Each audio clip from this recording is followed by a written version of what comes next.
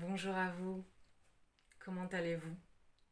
J'espère que vous êtes en belle forme en ce début d'année et que tous les mouvements actuels émotionnels qui peuvent être éprouvants, troublants, révoltants, j'espère que vous parvenez à les traverser avec douceur, avec recul. Voilà. En tout cas, ça fait un petit moment là que j'ai été appelée à vous canaliser un message. Et on m'a dit de commencer par vous dire qu'il est essentiel de ne pas retenir certains mots en vous. Alors évidemment, à la surface, le message euh, était d'oser communiquer si vous vous sentez malmené, si vous vous sentez profondément éprouvé, d'oser prendre la main, une main tendue, oser faire appel à une ou un ami pour pouvoir vous confier et pour pouvoir oraliser, transmettre ce qui est l'objet de ce poids que vous pouvez ressentir. Mais du coup, évidemment, c'est en corrélation avec les mots MAUX du corps. Voilà, si vous êtes éprouvé à travers et dans votre corps actuellement, c'est qu'effectivement, il y a certains éléments à dégager dont vous avez besoin de vous délester, de vous libérer pour pouvoir avancer autrement. Peut-être que vous êtes parvenu déjà à des éléments de compréhension, peut-être que vous avez une certaine clarté de ce qui se joue en vous, de pourquoi ces mots MAUX du corps, pourquoi est-ce que votre corps se manifeste de cette façon-là dans cette zone. Et si c'est le cas, déjà bravo, c'est que vous avez fait un chemin sur vous-même qui déjà vous a amené à affiner votre intuition et vos connaissances sur vous-même. Et si ça n'est pas le cas, ça n'est pas grave. Il y a des professionnels qui sont spécialisés, des thérapeutes qui vont pouvoir vous guider. Et en allant creuser justement pour trouver ce qui fait barrage, pouvoir vous amener à cette libération, déjà cette compréhension, cette conscientisation de ce qui est en jeu pour vous, pour pouvoir amener la guérison dans votre corps, pour pouvoir vous délester de ce qui n'a plus lieu d'être. Oui, on me parle de certains fardeaux qui n'ont que trop duré, me dit-on, dans l'oreillette. Alors, je reviens à vous pour vous lire, puisque cette canalisation est arrivée voilà, à un moment où j'ai eu à l'écrire. Elle est un petit peu plus longue que la dernière, mais elle est assez forte. Voilà. Moi-même, quand je l'ai transcrite, il y avait des passages qui résonnaient avec moi et j'ai compris aussi que c'était une manière de repenser ce que j'avais pu vivre. Et voilà, ça m'a amené certains éclaircissements aussi. Comme quoi, nous cheminons toujours, toujours et encore. Donc voilà. Alors, je vais partager avec vous cette canalisation. Je vais lire le message comme la première que j'avais faite. En me connectant au plan subtil.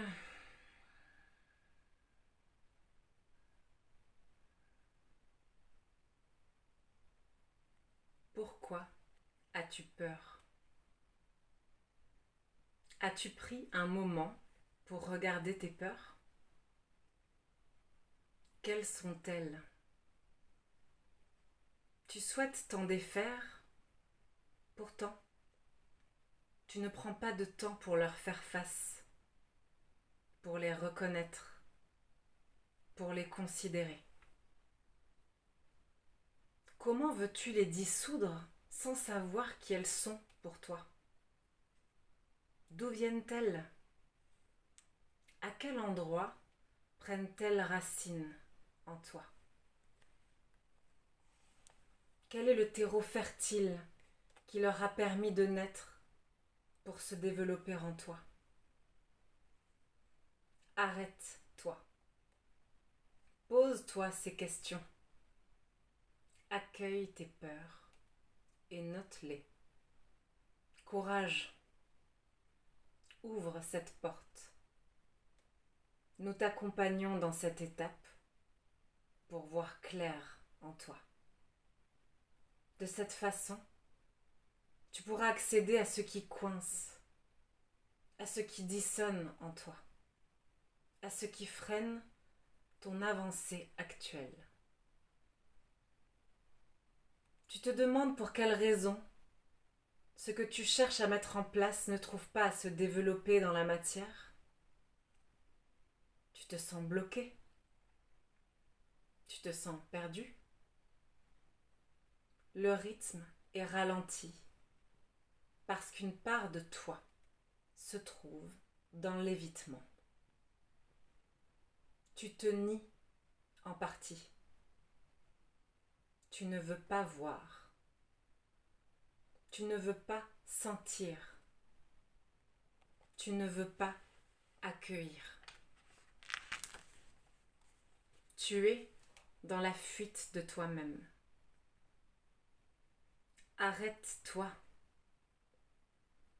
Lorsque tu iras rencontrer la part en toi qui est tétanisée et œuvre donc contre toi, contre ce que tu cherches à mettre en place, alors tu pourras avancer avec justesse.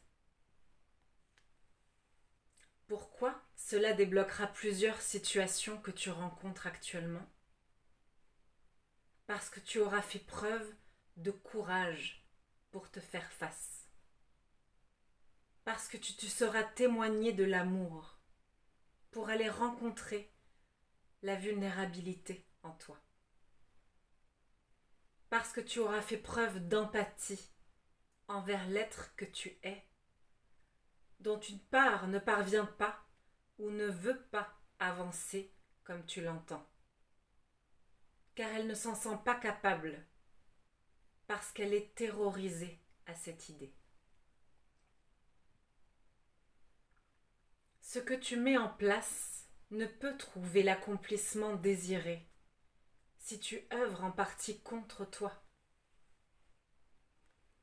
Si tu n'embrasses pas en toi toutes les parts qui ont besoin d'être entendues et qui te demandent à être écoutées pour être alchimisées, en te faisant face, en allant profondément à ta rencontre, en écoutant et en comprenant cette part, tu pourras alors te mouvoir depuis un espace d'unité retrouvée. D'unité retrouvée de ton être jusqu'au prochain défi. Ce que tu mettras alors en place sera plus fluide, car tu agiras en conscience de qui tu es véritablement, d'où tu viens, de ce qui te constitue. Tu œuvreras en conscience de tes capacités à transformer ce qui demande à l'être, pour évoluer selon les aspirations profondes de ton âme. Arrête-toi. Prends ce temps. Nous t'accompagnons dans ce processus. Bravo pour le courage dont tu fais preuve. Nous soutenons ton élan de reconnexion à l'être que tu es véritablement. Toute situation est une occasion de te rencontrer différemment, mais aussi d'apprendre à t'aimer entièrement. Ose t'aimer entièrement, dans tout ce que tu es, mais aussi dans tout ce que tu as été. Si tu en ressens le besoin, fais-toi accompagner durant les étapes de guérison nécessaires des blessures encore ouvertes en toi. Elles ralentissent la matérialisation de tes réalisations. Accepte de demander de l'aide si et quand tu en ressens le besoin. Ne nie pas tes besoins. Nous te guiderons vers la personne juste pour t'aider à y voir clair en toi, pour t'aider à libérer ce qui demande à l'être. Chaque compréhension arrive au moment parfait. Si tu ouvres cette porte, sache que chaque révélation est programmée pour activer en toi une élévation de ton âme. Si elle se présente à toi, c'est que tu es prêt, prête à passer un cap dans ton évolution. Arrête-toi. L'objectif n'est pas la rapidité. Le but n'est pas de te réaliser dans l'empressement, en étant décentré et donc éprouvé. L'aspiration est de te réaliser en conscience, avec plaisir et délectation. Tu es venu faire l'expérience de l'élévation de ta conscience et de la reconnexion à l'être, aux capacités illimitées que tu es. L'aspiration est que tu apprennes et que tu parviennes à aimer l'être aux capacités illimitées que tu es. Si tu embrasses ton dessein, nous serons toujours près de toi pour te soutenir dans les passages éprouvants, pour t'aider à y voir clair, pour t'aider à prendre le recul nécessaire, pour saisir le véritable enjeu de ce qui est. Et aussi, et surtout, pour t'envelopper de tout l'amour dont tu as besoin pour transiter chacune des situations que tu vis comme des épreuves.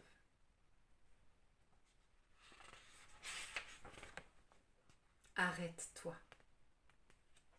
Prends ce temps. Regarde-toi. Demande-toi. Écoute-toi et avance différemment.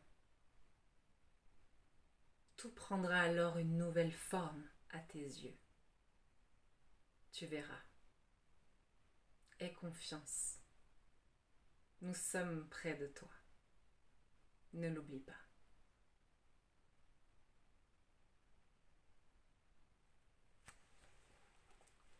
En effet, j'ai des frissons partout.